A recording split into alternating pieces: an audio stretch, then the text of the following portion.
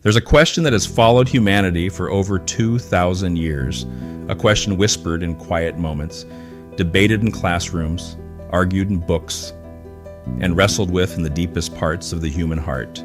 Who is Jesus? Was he simply a man, a teacher, a prophet, or something far more significant? Because how you answer that question has the power to shape everything about your life.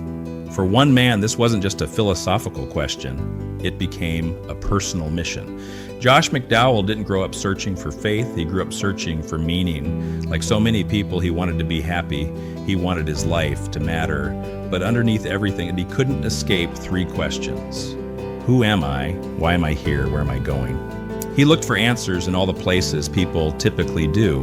First, religion. He threw himself into church life, attended every service, did everything he thought he was supposed to do, but instead of finding peace, he felt worse.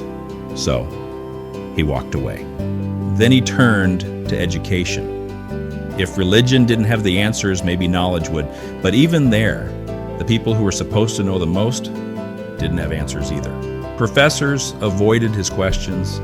Students were just as confused. Everyone seemed lost. So he tried something else: prestige, success, influence. He became a student leader, popular, respected, at the center of it all. On the outside, it looked like he had everything, but inside, he describes it as empty, a cycle of temporary highs and followed by deeper lows, a life that looked full but felt meaningless. And then he noticed something. A small group of people on campus who were different. They weren't chasing status. They weren't trying to impress anyone, but they had something he didn't: peace, purpose, joy. Not the kind that comes and goes, but something steady, something real.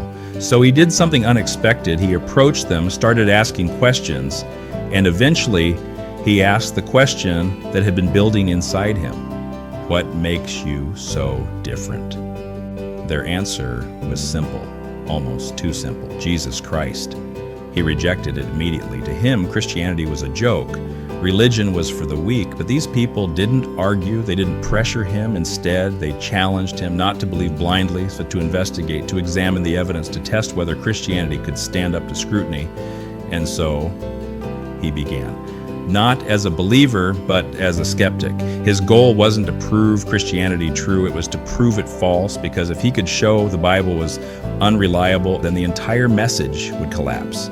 So he studied relentlessly history, manuscripts, eyewitness accounts.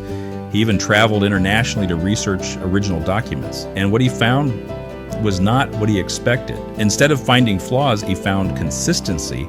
Instead of contradictions, he found corroboration. Instead of myth, he found historical credibility. And slowly, reluctantly, he came to a conclusion: if he was going to be intellectually honest, he had to admit something.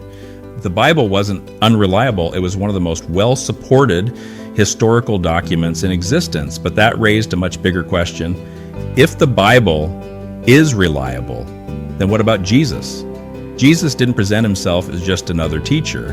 He didn't say, here's a better way to live.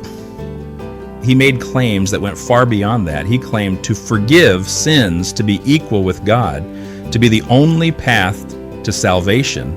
And the people around him understood exactly what he was saying. They didn't misunderstand him. They didn't say, he's a good moral teacher. They said, this is blasphemy. Because in their culture, to claim to be God was the highest possible offense. And that claim led to his execution, not because of his actions, but because of his identity. So now we're left with a decision. If Jesus claimed to be God, then we can't just call him a good teacher, because a good teacher doesn't lie about something that's significant. There are only three logical options. He was lying, he was delusional, or he was telling the truth. If Jesus knew he wasn't God, then he was deliberately deceiving people. But think about that. Would a liar teach truth? Would a deceiver sacrifice his life? Would someone evil inspire love, compassion, and transformation across centuries? It doesn't align with everything we know about him. Maybe he believed he was God, but was mistaken. Then he would be mentally unstable. But when we examine his life, we see clarity, wisdom, balance, depth. His teachings are studied even today by philosophers, psychologists, and and scholars. Does that sound like the words of someone detached from reality, or someone who understood it more clearly than anyone else? Which leaves one remaining possibility, that Jesus was exactly who he claimed to be. But everything hinges on one event, the resurrection. Because if Jesus rose from the dead, then his claims are validated. Consider the evidence. His followers didn't gain power. They were persecuted. They didn't gain wealth. They suffered. Many were killed, and because they refused to deny what they had seen, people may die for something they believe is true, but not for something they know is false. And then there's Saul, a man who hunted Christians, imprisoned them, opposed everything they believed until one moment changed everything. He claimed to have encountered the risen Jesus, and from that point forward, he became one of Christianity's strongest advocates. At its core, and Christianity isn't about religion. It's not about trying harder or being good enough or earning your way to God. It's about something entirely different. It's about God reaching out to us through Jesus. Religion says, do more, be better, try harder. Christianity says, it's already been done. At the end of his investigation, Josh McDowell realized something profound. This wasn't just about evidence. It wasn't just about history. It was personal. Because if Jesus is who he claimed to be, then it changes everything. It means you are not an accident. Your life has purpose. You are known and deeply loved. And the emptiness, the questions, the searching, they finally have an answer. So the question remains the same one Jesus asked long ago. Who do you say I am? Because your answer may be the most important decision you ever make.